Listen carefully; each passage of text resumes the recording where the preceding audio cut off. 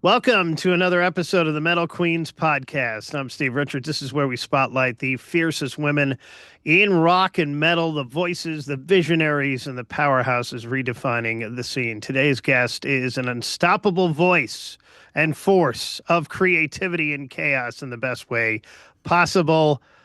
She is Skye with Sumo Cyco. Their latest album, Neon Void, that came out last year. They're on tour this year in the US and also in the UK. We'll talk about that coming up and so much more. But first, Skye, welcome to the Metal Queens podcast. Thank you so much, Steve. Happy to be here. Thanks for the great intro. Yeah, happy to be getting back out on the road. We are stoked for this. Yeah. And you'll be performing near where I am, and you'll be in Greenville, South Carolina, the Radio Room with Nonpoint and Soil on April 28th. And then there is the Can't Kill Yeah. Chaos UK tour with Sumo Cyco. That is in July this summer. So you have lived multiple artists' lives, solo pop rock to Sumo Cyco's punk metal. What part of yourself, Skye, finally clicked into place with this band? Yeah, I think I've always been a little bit of a rebel spirit at heart, and I've always loved guitar-driven music, even in my early days. I was a very curious mind to want to know all the different kinds of music out there. And I think with Sumo Cyco, because I finally broke free from kind of like the label situation where there's a lot of control, there's being a young person in the industry, you also have your parents kind of hovering over you at all times, and then management's another layer, and then the label. And so there always felt to be such a lot of kind of parameters and rules that I kind of had to operate within, and approvals from everyone. And with Sumo Cyco, I really just wanted to throw all the rules out of the window. I wanted to not worry about what genre something was so that it could fit on a certain playlist. I just wanted to be able to create freely without feeling like the eyes judging and watching, if you know what I mean. Like, just to be able to kind of freely see what places I could go if I just let myself explore. And with Sumo Cyco, I really did feel that kind of almost like rebirth of that creativity that got a little stifled being in the industry for so long. And I was very lucky to have that second opportunity, because a lot of people that get in the industry, eventually they finally work their way up to some success.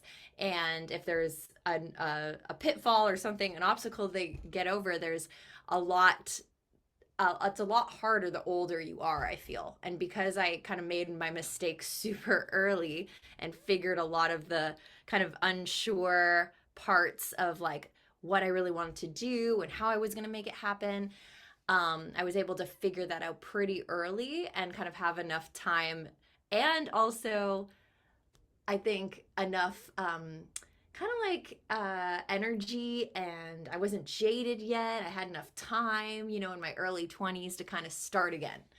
And so I'm very lucky to have that. And it's been a blast. Like, we just celebrated 15 years as a Mm. band. So it's pretty crazy to think back when we started that we would be able to say that we've traveled to all the places we have and meet all the people we have, and that we're continuing to do this 15 years later is pretty cool. Yeah, that is. I want to talk about where you're from, Hamilton, Canada. Gritty, blue collar Mm-hmm. energy it's known for. How did growing up there shape the sound and attitude of Sumo Cyco? Hamilton is the best. I love it. It's the best city in Canada for music. Um, but I actually grew up north of Toronto, so a little more kind of like isolated country home. It was like 13 acres of forest surrounded me. So I didn't like walk anywhere. It was always like you had to get a ride from a friend or, from your parents. And when I met Matt, who's the guitarist and producer of Sumo Cyco, we met pretty young. So he played in my pop projects that I had done when I was a teenager. And actually, all the guys that were in my band were from Hamilton. So they were all like the cool Hamilton rockers that had been around the block. They'd all toured with different bands. They all knew all the pubs, regulars. They just had like this as a young girl who is kind of coming from almost like this more polished pop world, it was like this cool thing to like hang out with these guys who like knew all these cool bands and all these cool hangouts. And so I felt like I got a little bit of credibility by having the Hamilton Boys as my backing band. And then as things progressed and Matt and I became closer and then ended up doing this project together with Sumo Cyco, um, we just keep falling in love with our area over and over and over again. There's just so much creativity in Hamilton. They do a really cool thing in the summer. Um, at the end of every month, they do what's called like an art crawl. So the couple of main streets get shut down, and there's just like a ton of vendors. All the bars and like cool artsy shops just open all their doors for like open house kind of vibes. And at the end of the summer, they do a super crawl where there's full on stages in the middle of the streets, and they shut down everything and have a big festival. And I love that. I just love the culture, all the artists.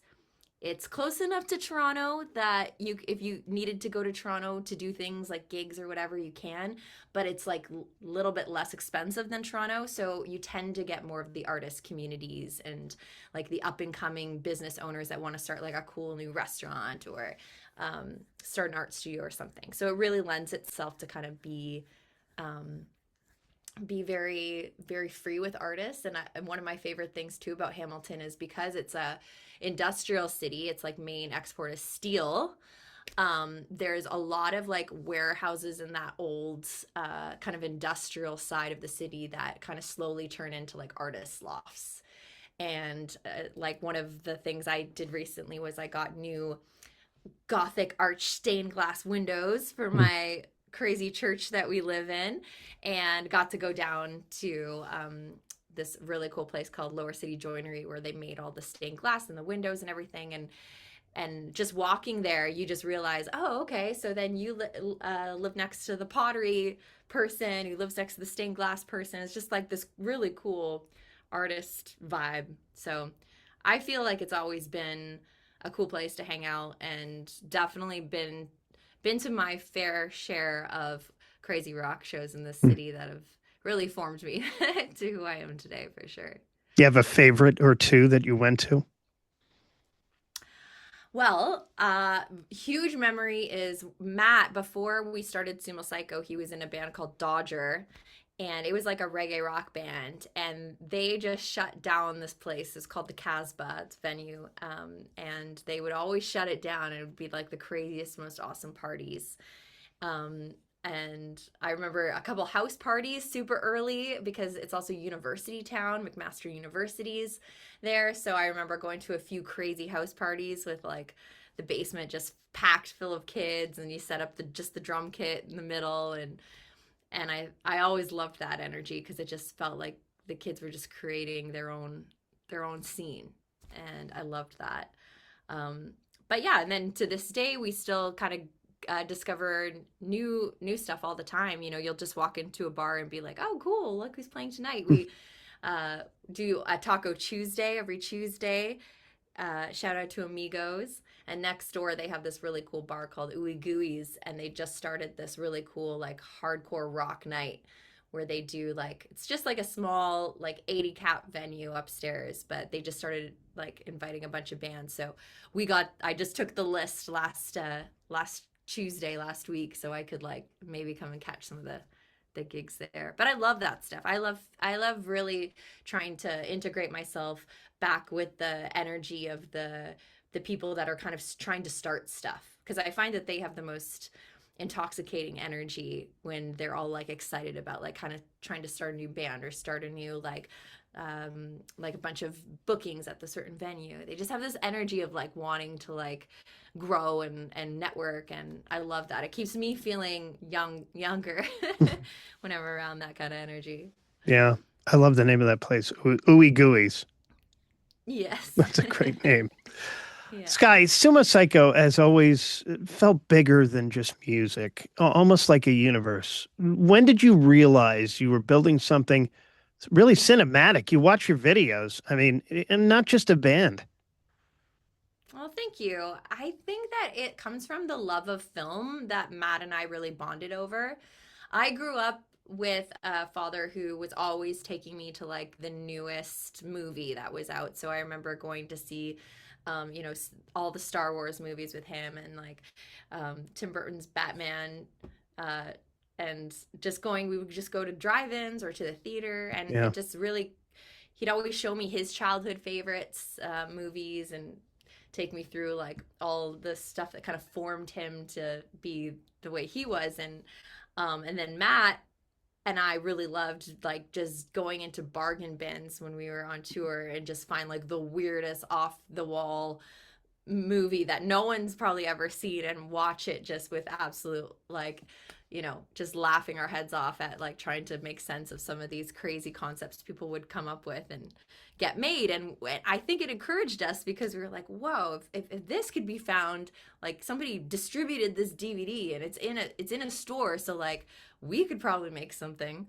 And so that's when we kind of really started getting into the idea of kind of using our B&C horror movie uh, library in our minds of all the different ways you could have, like, from killer clowns, haunted house movies, zombies, try every different cliche, but spin it Sumo Cyco style and try to do a music video with it. And so that's kind of how we started out. And it was also because I had found a lot of success in creating a fan base through YouTube, through the transition from being on the label with, all the marketing and stuff, and then finding how cool it was to have that direct like conversations with fans just by uploading videos and having them get them right away. And I loved that in the kind of late like 2009 era. And then so with Sumo Cyco, it seemed natural if I was going to introduce any of the fans that had followed me through my career to the band, that I would do it through video, like through the medium of YouTube and music videos. And so we started kind of slowly creating this world we call Cyco City, and it's where all the music videos kind of take place. So it's similar to our world where anything goes, and there's always a crazy couple characters mixed in there. Mm. And yeah, we just started building it out, and then I got kind of really into the world building and trying to make all the videos feel like they had connected storylines or similar characters, and that I was consistent with some of the different reoccurring characters, like what we call our terror knots, which are the skull-headed, spiral-eyed goons that kind of take over Cyco City on behalf of the Ugly, which is the original villain from the very first record, named the Ugly, who chases me through all the videos like an Alice in Wonderland adventure with portals at the end of every single video where you just end up somewhere else in Cyco City. And so, yeah, so I really loved making that kind of world, and it just kind of kept developing over the years. And I have a lot of fun with it. It is kind of hard to, eventually I got to make like a graphic novel or something to wrangle all the ideas in the same place. But yeah, for us, it's like letting your artistic brain just like, kind of vomit all over the place, and then trying to make sense of all the ideas. Like that to me is what Sumo Cyco really is. And I think that's the way we write music, with like whatever genre we feel like. We try to integrate a lot of different styles into our music, and also with the videos, I get inspired by tons of different things and try to integrate that into my Cyco City world as well. And it's been also just so interesting, like learning every aspect of this career. Like instead of hiring a director, we go, okay, I think we could be the directors, and then figuring out how to make a camera work. And at the beginning of our career, we had no idea how to light a shot. I was just getting like some Home Depot like work lights and putting them around, and then and we keep experimenting and growing and trying new things, kind of building our team out and bits of gear here and there. And I think it's literally been the reason we've survived this long, is because we've been able to cut some of those corners and figure things out ourselves without needing to spend too much money to make it happen. Yeah. Your latest album, Neon Void, feels like a bold evolution. What emotional or creative headspace were you in while making that album? That album spanned a long time. I was very frustrated during the writing of this album. We had written a bunch of songs kind of through the pandemic while we were releasing our previous album, Initiation. So it was kind of like that transition kind of coming out of the pandemic, but we were facing a lot of challenges with trying to create a live show and then having tours canceled and rescheduled and then never being able to come back. And then by the time we thought we could make something happen, too much time had elapsed, and we'd wondered if we didn't have like the right marketing behind it. We had switched from our label situation changed, so we were on Napalm Records, and then things just switched and we decided we weren't going to be working with them for the next album. We had trips down to Nashville that we were trying to work with different co-writers to try something, but then no one really wanted to work with us. I think it's because we were too weird. And so we had like these kind of like roadblocks, and it just never felt like the momentum we had in the pandemic, like pre-pandemic, felt real. It was really slowed after the pandemic. We had probably 2019 was probably our busiest year as a band. And so it took a lot out of everyone through the pandemic, but then it's like trying to get that car that's been stuck in the driveway for a long time to kind of rev up again and get that motivation going and get the wheels turning and get the all the industry cogs moving so we could get tours and get marketing, get another album out. And so finally, with a lot of kind of failed attempts to maybe grab on to maybe a few other um, try to kind of expand our team, maybe working with some other people, maybe another label, we kind of just got frustrated with it all. And we were just like, you know what? We know how to do this. Let's make our own record label. So we put a name to it, Psycho City Records, and just decided that we weren't going to let anything slow us down anymore. It had already been almost 4 years by the time we kind of got back in the studio to write Neon Void, or to record Neon Void. And then on top of that, all that kind of happening, the moment we were literally in the rehearsal room, we were waiting to start pre-production on this record. Our drummer didn't show up for the first day, and we thought that was odd and tried to get a hold of him, but we couldn't. And then we kind of rationalized like, oh, we usually get together Mondays. It's our typical rehearsal day. So maybe he didn't show up Sunday because he just thought it was Monday, like typical. Yeah. But Monday came around, he wasn't there. And then unfortunately, we just were too worried about him. So we put out a missing persons report, and then found out that he had been in a terrible car accident and was in the hospital and in a coma. And it was like the most like gut wrenching feeling, like heart drops to the floor, because we were like, oh my God, like, does like, how is he? Like, what happened? Like, just so many questions. Yeah. Yeah. So we just stopped everything. Like, your whole world kind of comes to a halt, and we put the record kind of on hold. And, we're making trips to see Joey like every other day at the hospital, checking in on him. But it was, that was in the middle of January, and in Canada here, it's really cold and dark. And our friend was just hospitalized and is recovering with some terrible injuries. And, we're supposed to try to get our spirits up to start this new chapter, like excite ourselves, motivate ourselves. We can do this even without the rest of the team. And then you realize like, oh my God, like we just got like another, dealt another card that we just weren't expecting. And so it was a really tough like start to the record. And it really kind of felt like Neon Void all had this like cloud kind of over it. And Neon Void, I didn't really realize was written a lot about kind of being stuck in this kind of purgatory between kind of two places. That's kind of how I describe the record. Whether that's from like kind of being in this place of the pandemic and trying to get, our motivation back to be like full tilt out there in the world, or also trying to like escape this like virtual world that is all consuming these days of, our cell phones and internet culture and swiping and all this stuff that we got so stuck with in a pandemic situation where everything now it felt like was all through screens, and just trying to like escape that and remind ourselves what it's like to live in the real world and go out there and tour again and believe in ourselves again and invest in the joy of life. And it just kind of felt like we were always kind of struggling to get that feeling back, that hope. And it's really, the whole album feels like it's a struggle to find that hope, even though it's there somewhere, but it's like this kind of elusive thing that you're hoping to kind of find. And so yeah, Neon Void goes into a lot of places because we wrote it over such a vast amount of time. And we really narrowed down those final 12 tracks to what we thought fit the best together and told the story we wanted to tell, and had the diversity of different types of songs as well.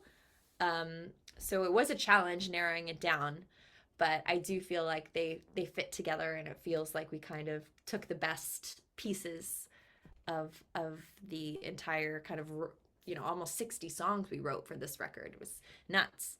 So yeah, it felt really good to like finally get it recorded, get it out, and to see the reaction has been amazing. And I know the fans really appreciate the music when they've been waiting so long for another release. So it feels good that they're still there, because that's one fear you always have, is like, oh my God, did they forget that we exist? And then you come back and you're like, okay, no, they remember. Hell yeah. Okay, let's do this. So yeah, and you get yeah, an instant reaction now. yes, exactly. And I think it's tough too, like holding all of it in, because we'll have interviews, we'll have fans asking us about things, and it's like you kind of want to spill it, but you also don't want to be too early to the punch that you don't have, all the goods to give when it's actually release time. So it's always like kind of some collecting all that content, working behind the scenes, and picking the right time to be like, okay, we actually know the record's coming out now, so we can confidently like talk about it and you know do all the videos, and which is also has been a complete labor of love as well for this record, making more music videos, which has been fun. So Yeah. yeah, but it's yeah, this record, it's getting it out, it definitely feels like we've overcome something for sure. And I feel like the momentum those wheels are starting to get greased up, and we're ready to keep rolling now.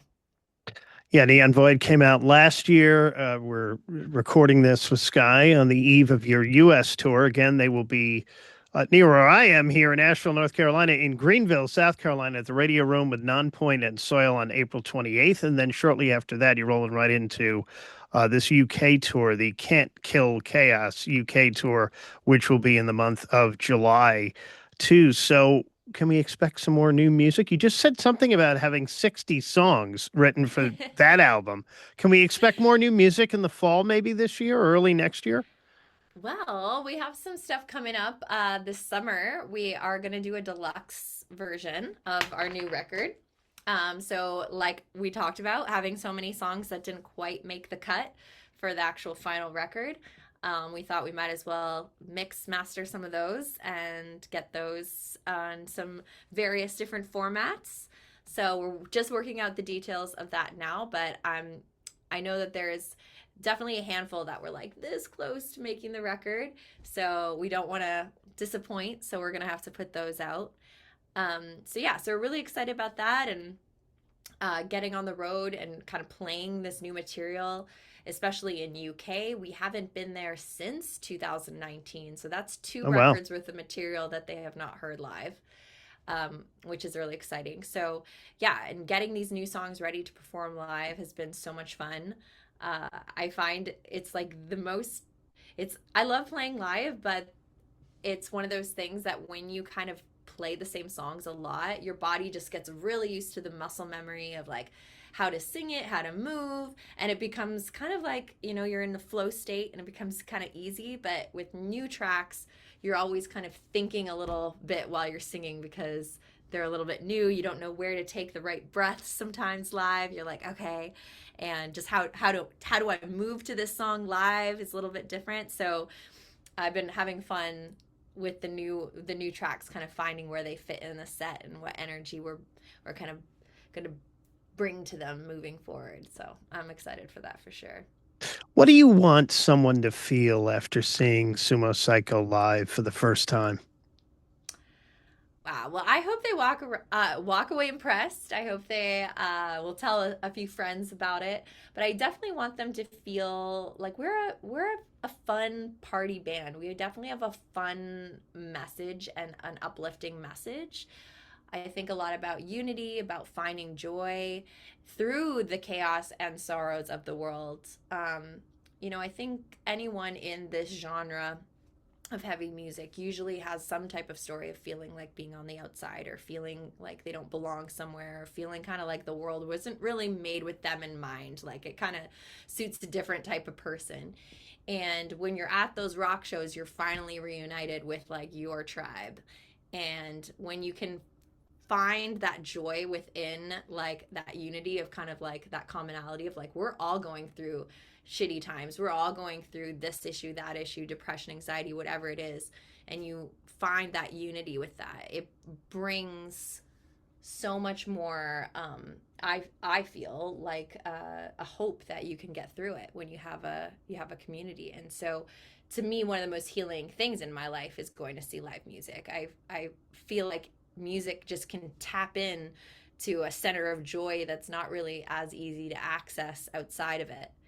And it kind of gives you permission in a weird way to feel. And sometimes this world doesn't really give you the same permissions. So I really hope people feel empowered, feel like there's a smile on their face. One of my biggest things that I love to do is this: pick someone in the crowd. I don't tell anybody who they are, but if they kind of have like a kind of a grumpy face on, my challenge throughout the show is to see if I can get that person to crack a Yeah. smile by the end. And that's kind of like my secret goal in my mind is like, if I can make that person have fun tonight, then at least I've done my job somewhere. And it's kind of like my little secret challenge in my brain. So look out on this US tour. She might pick you. Yes.